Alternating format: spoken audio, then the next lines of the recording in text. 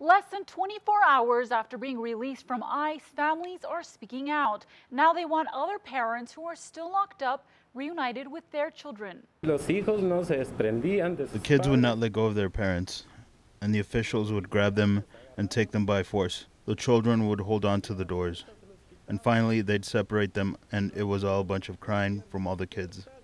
Pedro is one of 6 parents recently reunited with his son and released by ICE to the hospitality center. 4 fathers and a son afraid to show their faces, some separated for several months. I asked God that I be with my son quickly, but that wasn't possible.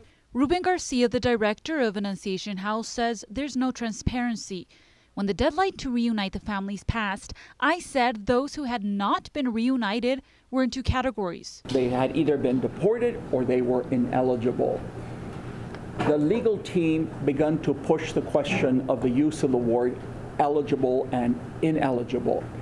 And since then, we've discovered that there are a number of parents that in fact are eligible and should have been reunited.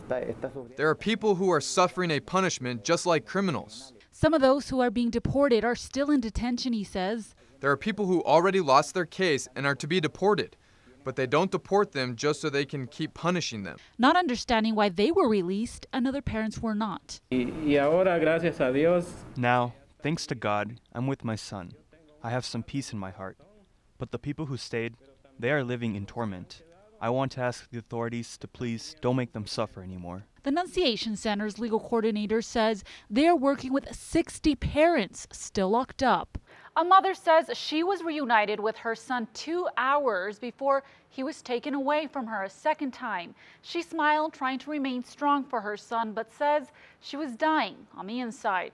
Susie Castillo, News Channel 9.